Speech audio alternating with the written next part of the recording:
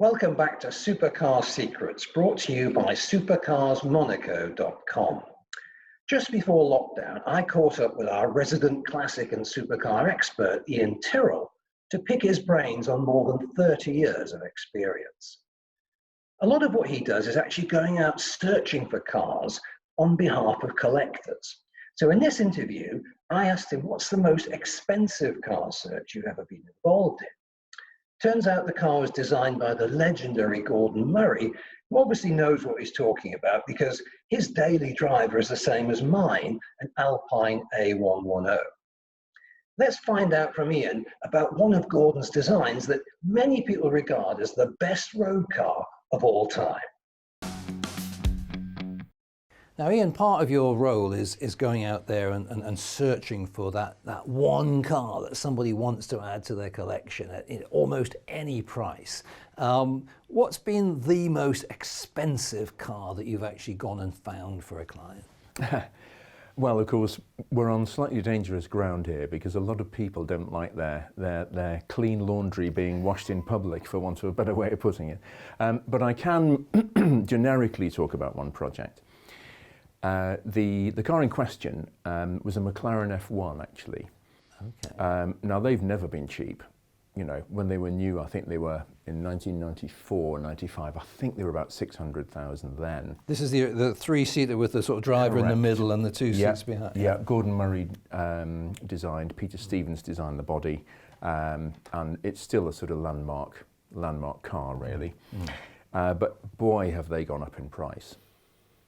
They did it ended up doing various iterations of them. The standard road-going car without any sort of downforce addenda, and then they went to Le Mans, etc., and started putting big spoilers on them.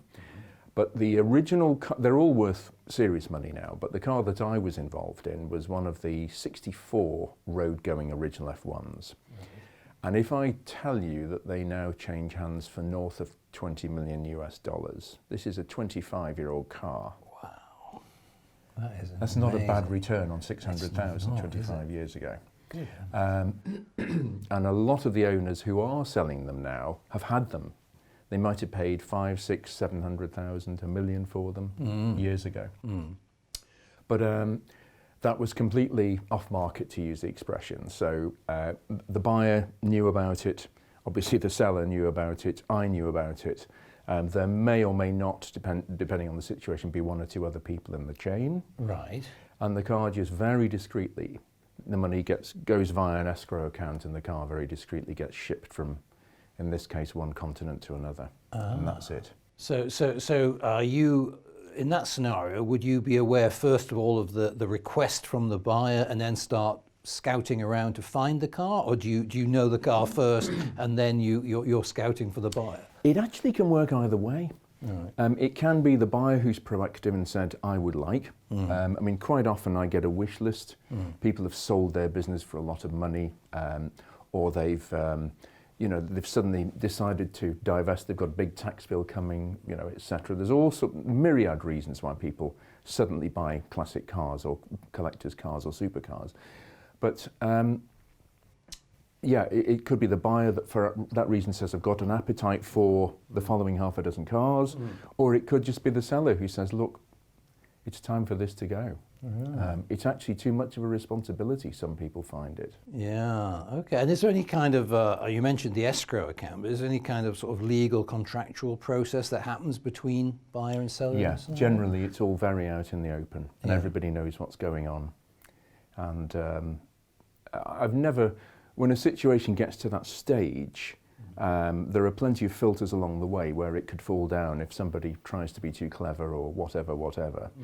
But generally, once they get to that stage, they don't fall apart. They do happen. Okay, because I mean, obviously, like any other sector, there are rogues and charlatans in the classic car world. Precisely. So I guess that you part of your job is kind of doing the due diligence to make sure you're dealing with respectable partners on either side of the transaction. And the world's a very small place. It really is.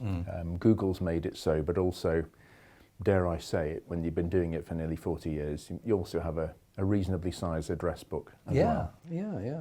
But do you actually, in a transaction like this, as a McLaren F1, it's $20 million, would you physically get involved in checking the car out or in moving it to the Yes. new owner? That's checking it out is paramount. So in the case of the McLaren, I actually did go and check it out. I used to do a lot of that work for Lloyd's of London and things like that in high value car transactions. So I'm no stranger to that. Unfortunately, forgive me, but I can bring my technical knowledge to bear to know what's right and what's not. And all these things come into play, really. And it also gives the buyer reassurance as well. Right, and if you're talking at the sort of the top end of let's say, that model's value, would you be looking for originality as well as sort of pristine condition that would justify the highest possible price tag?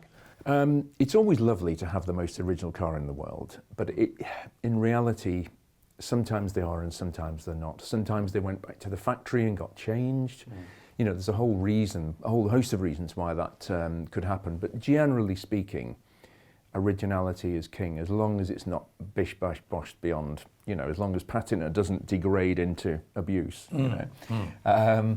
But yeah, original cars are very hard to find, but they are still out there. But it does have a bearing on value, or provenance, of course, who's owned it, right, etc. Yeah. Okay, so in this case, it was probably the highest priced of that model that was available at the time. About on the money, actually. Yeah. That's within reason. The classic cars do find their own value, or supercars, Right. And where they've made as many as 64 of them, it doesn't sound a lot, but there are almost always one in any quarter of any year. There's almost always one on the market. So if I was the buyer in that case and I said to you, look, Iain, am I paying a fair price for this car? You'd be able to tell me whether 20 million was the right number. Yeah, because there are still, auction houses are a reference point. People do still do business with auction houses, and McLarens, like any other car, it might have been a year or two back, but there is always a point of reference. Right. Okay, fantastic. Iain, thank you very much for joining us. Pleasure.